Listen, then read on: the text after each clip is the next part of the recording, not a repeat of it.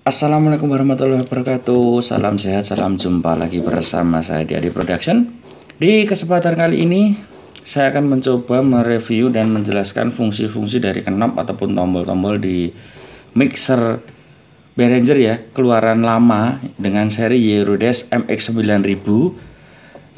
Mixer ini dengan spesifikasi 48 atau 24 channel ya, dual input, 8 buah subgroup dan 2 buah master dengan tulisan di situ ultra low noise design. Jadi dengan desain yang sangat minim sekali noise ya, seperti itu tulisannya di situ. Dan untuk perekaman kali ini saya menggunakan mikrofon yang berada di depan dengan gain jam 2 dengan konfigurasi masuk di main LR di sub 1, 2, 3, 4 dan 5, 6. Jadi ini saya gunakan semua dengan gain jam 2 karena mixer seperti ini gainnya cukup halus. Gainnya nggak kenceng banget ya. Berbeda dengan mixer MX9000 yang keluaran kedua dengan knob yang oval dan knob yang kecil-kecil, itu keluaran kedua itu gainnya lebih galak, gainnya lebih gede daripada mixer yang keluaran pertama yang knobnya masih kotak seperti ini. Jadi mixer MX9000 itu sepengetahuan saya ada 3 variasi, yaitu yang keluaran pertama dengan knob yang besar dengan fader yang kotak seperti ini, yang keluaran kedua dengan knob yang kecil, agak kecil ya, bulat-bulatnya kecil, dan knob fadernya berbentuk oval, dan yang keluaran terakhir, yang keluaran ketiga yang berwarna putih dengan seri bukan lagi MX9000 tetapi SX4882. Nah, seperti itu. Oke, langsung saja di depan sana. Di depan sana itu ada jack input dari 1 sampai 24 XLR ataupun Canon dan 25 sampai 48 dengan input TOA ataupun jack kecil ya, jack 6 mm TOA itu. Ada output dari subgroup ini, jadi subgroupnya ini ada outputnya sendiri-sendiri dan main LR. Kemudian urut dari atas ada ini ada BNC ya. Ini BNC ini bertegangan 12 volt untuk lampu itu, untuk lampu mixing itu. Jadi tinggal tancap di situ ada 12 volt. Dan ada meter bit output. Ini adalah meter bit output dari sini. Jadi jika ini turun itu meter bitnya nggak menyala, dan jika ini naik meter bitnya menyala. Kemudian ada lagi gain. Ini gain dari atas ya, gain. Terus di sini ada flip. Flip ini berfungsi untuk jalur channel. Jika ini naik ke atas, jadi ini di sini ini adalah channel 24. Jadi jika ini naik ke atas, di sini adalah channel 24. Jika ini turun, berarti ini adalah channel 48. Ataupun inputnya yang sana itu input 48, jika naik input 24, jika turun input 48. Oke. Terus ada high di sini, ada high. Cek tes. Nah, high-nya sangat kencang sekali ya, sangat sering sekali, dan jika dikurangi sangat tajam sekali. Hampir nggak ada high-nya sama sekali. Untuk high mid-nya kita coba tambah aja. Nah, seperti ini high mid-nya, high mid. Ini frekuensi saya swipe ke kiri dan ini saya swipe ke kanan. Cek 12. Nah, untuk high mid-nya ini sangat galak, sangat responsif, sangat kenceng. Jadi untuk live mixing harus berhati-hati ya. Bisa ini mengakibatkan feedback. Jadi ini sangat galak sekali. Untuk low mid-nya cek 12. Hei. Cek. Nah, untuk low mid-nya juga lumayan galak, tapi tidak segalak di mid high-nya karena untuk Behringer kan mid high-nya emang juara ya. Untuk low-nya low-nya juga cukup oke sekali, cukup ekstrim pengurangan dan penurunannya. Dan di bawahnya lagi ada knob equalizer in. Di sini untuk mematikan ataupun menghidupkan si equalizernya ini. Kemudian di bawahnya ada low cut. Ini untuk memotong frekuensi low di 75 Hz ya. Ada monitor 1, 2, 3, 4. Nah, ini monitornya hanya 4, tetapi di sini masternya ada 6. Karena ini modelnya flip. Jadi untuk 12 tetap 12 di sini masternya. Terus di sini ada pre dengan post. Jadi ikut fader atau tidak ikut fader bisa. Terus di 34 ini juga ada di sini 34 ada pre dan post. Jadi bisa ikut fader bisa tidak. Dan untuk 56-nya juga berada di sini. Tapi ini dipencet dulu, dipencet di switch ini ya, di shift-nya ini ya. Jadi bisa kalau ini naik 34, kalau ini turun jadi 56. Jadi yang bisa digunakan secara bersamaan dalam satu channel ini hanya 4 buah AUX ya. Terus di bawahnya ada source. Source ini untuk memilih monitornya ini. Mau channel 24 ataupun channel 48. Jadi monitornya ini bisa ke atas bisa ke bawah. Terus ini ada high, ada low, ada panpot, ada level. Ini adalah si channel 48 ataupun mix B-nya. Jadi di inputnya di sana yang jack TOA itu kan ada input 48. Itu kita bisa pakai tune di sini, kita bisa pakai tune di sini. Tetapi jika kita pakai tune yang di sini yang channel 24 kita korbankan. Tetapi jika kita channel 48 kita ikutkan di sini, channel 24 masih utuh. Karena apa? Mixer di MX 9000 ini bisa kita sampai channel 48 utuh. Jadi yang 1 sampai 24 jack TOA, jack Canon ataupun XLR yang 1 sampai 24, yang 25 sampai 48 itu pakai jack TOA dan bisa dihidupkan semua. Jadi bisa hidup semua sampai 48 channel dengan catatan yang 24 di sini dan yang 48 di sini. Jadi ini 48, 47, 46, 45, 44 dan seterusnya ya. Dengan konfigurasi tune hanya ada 2 buah yaitu high dan low. High, low dan panpot untuk kanan dan kiri ya untuk balance. Terus di sini ada level untuk volumenya di channel 48. Terus ada mute-nya di channel 48. Kalau ini mute, yang bawah ini mute untuk channel 24. Kalau yang atas ini mute untuk channel 48. Dan di sini ada source. Source itu untuk pemilihan. Jika ini naik ke atas, berarti ini adalah channel 48 dengan input TOA berada di belakang sana. Dan jika ini turun, ini adalah gabungan antara channel 24. Jadi 24 channel 24 yang inputnya Canon ya. 24 itu masuk ke sini, kemudian di jumper ke sini dengan volume 2 ya. Jadi volumenya jadi 1 tambah 2 ini. Penambahan, istilahnya penambahan begitu aja lah. Jadi ini jika turun, ini akan menambah tone-nya ini dan levelnya dari sini. Kita akan coba ya. Nah, untuk menghidupkan yang mix B ini ya. Ini harus dipencet dulu di sini, pencet dulu on dan ini masternya mix B. Ini adalah master dari mix B.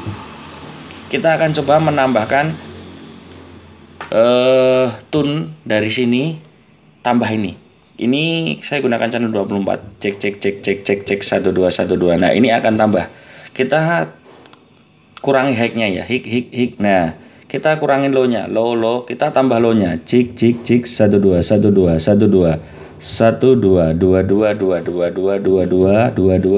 Oke. Nah, seperti ini bisa kita gunakan untuk kita waktu live mixing. Katakanlah ini channel 24 ini kita gunakan untuk kendang dut gitu ya, kendang dut. Nah, jika tune-nya di sini kita besarkan cek 1212. Nah, begini ya. Otomatis di monitor akan menambah bass, akan menambah low. Jadi nanti bisa feedback dari sini. Karena ini kita tambah. Padahal kita merasa di luar ataupun di rekaman itu low-nya kita kurang.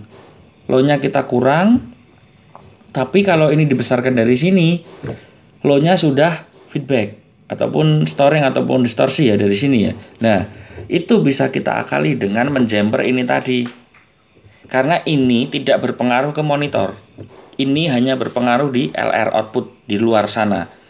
Jadi seumpama ini dutnya di sini. Nah, ini kok kurang ngelow, kurang galak, kurang kenceng di bagian luar ya. Tapi padahal dalamnya sudah feedback. Kita kan nggak bisa di sini. Nah, kita bisa tambah di sini. Cek. Nah, seperti ini. Ini low-nya sangat besar sekali. Nah, ini low-nya besar tetapi tidak berpengaruh ke monitor. Nah, seperti ini ya. Ini akan saya praktekkan secara jelas. Cek 12. Nah, seperti itu ya. Dan katakanlah ada suatu alat yang butuh high yang cukup tinggi. Katakanlah kok vokal kalau ditambah high dari sini kok feedback. Nah, padahal chestnya vokal itu kita masih kurang dapat. Kita bisa tambah di sini juga. Cek tes. Nah, seperti ini tes. Nah, ini ekstrim ya. Cek tes. Nah, seperti itu ya. Jadi ini bisa difungsikan seperti itu, bisa untuk penambahan dari channel 24, bisa sendiri di channel 48. Dan semuanya bisa. Sampai sana bisa semua dengan master di sini ya. Tapi ini hanya bisa dikirim di output LR. Jadi tidak bisa dikirim di subgroup ya. Hanya berada di sini. Dan di bawahnya di sini ada mute. Ini mute-nya dari sini, mute-nya yang kecil, ini mute-nya yang gede. Terus source-nya tadi sudah ya. Ada balance, ini untuk balance pan pot. Di sini ada lampu indikator peak warna merah dan di bawahnya ada minus 20, ini untuk sinyal. Jadi di sini terdapat sinyal input audio. Jadi ini biarpun ditutup ataupun ini di mute, kita pengen ngecek mikrofon ini hidup apa mati, kabelnya hidup apa mati, itu diketok tok. Nah, ini sinyalnya masih nyala. Jadi ini adalah sinyal input. Kalau di meter bitnya itu adalah sinyal output.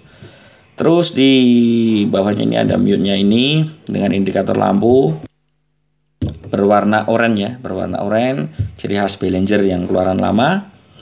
Terus ada master fader dari channelnya, ada pencetan ataupun selektor untuk subgroup 1, 2, 3, 4, 5, 6, 7, 8 dan main mic berada di sini. Kemudian di sebelahnya sini ada display mode. Display mode ini jika naik ke atas ini adalah channel. Ini adalah channel ya. Ini adalah channel dari 1 sampai 24. Jika ini dipencet ke bawah, ini adalah tab. Tab itu inputnya ada di belakang sana. Ataupun bisa kalau dipencet begini, ini yang keluar dari channel 25 sampai 48. Kemudian di bawahnya ada aux 1, 2, 3, 4, 5, 6 dengan solo ataupun PFL di sini. Ini masternya untuk channel yang kecil tadi ya. Ini master kecil. Terus di sini ada stereo aux di sini. Ini untuk aux-nya di sini. Ini untuk retunes. Maaf. Ini untuk retunnya di sini karena saya di sini. Ini untuk retun. Ini untuk phone monitor. Ini phone juga. Ini ada control room. Ini juga untuk monitor. Terus di sini ada talkback mic. Nah, di sini. Ini talkback mic ini kita untuk berkomunikasi dengan kru yang berada di panggung ya. Katakanlah ini kita bisa milih di aux 1, aux 2 ataupun grup ataupun studio dan phones seperti itu ya. Jadi umpamanya di sana itu monitornya kita pakai aux 1 dan aux 2. Kita ingin berkomunikasi ke sana, kita tinggal pencet di sini aux 1. Ini momentaris shift ya, jadi ini nggak bisa cetik-cetik. Ini pasti kembali dengan volumenya di sini. Ini dipencet, terus kita ngomong dari sini. Kalau ini dipencet aux 1, kita ngomong ke sini dan volumenya ini dibuka. Yang keluar dari aux 1 sana hanyalah kita. Jadi kita bisa ngomong dari sini dan keluar di aux 1. Kalau di sini kita ngomong di sini, keluar di aux 2. Jadi kita nggak perlu HT ya untuk ke sana. Tapi yang sana ke sini kan bisa pakai mikrofon yang berada di sana. Misalnya untuk pakai mikrofon apa dulu kan kita pasti dengar. Tapi nek kita ngomong sendiri, kita kan nggak bisa dengerin sana nggak bisa dengerin kita, makanya pakai ini bisa, ataupun kita pakai mikrofon, pegang sendiri, kita ngomong juga bisa. Terus di sini ada master dari subgroup dan juga main LR ya. Ini untuk grup 1 2 bisa di PFL sendiri ataupun di solo. Ini untuk mono. Jadi untuk mono bisa di stereo. Kalau ini naik berarti stereo. Ini bisa kita main panpot. Kalau kita mono jadinya mono. Terus ini untuk main mic ya. Jadi LR LR RL RR gitu untuk 1 2 3 sampai 7 8. Kalau ini tidak dipencet, jadi ini tidak dikirim kemana-mana. Tapi kalau ini dipencet, ini dikirim ke master LR seperti itu. Sebenarnya cukup simpel, cukup mudah dipahami, cukup sederhana ya. Yang penting kita tahu dasarnya dulu tentang mixer seperti ini dan kita sering-sering aja mencoba karena tombol-tombol di sini ini difungsikan untuk ditombol. Jadi jangan takut, jangan ragu, kita belajar dan kita bisa memahami fungsinya satu-satu gitu pasti bisa. Oke. Mungkin cukup itu dulu review mixer Urides MX 9000 dari saya. Jika ada yang kurang paham ataupun belum jelas bisa ditanyakan di kolom komentar di bawah ya. Tetap semangat, jaya terus sound system Indonesia. Wassalamualaikum warahmatullahi wabarakatuh.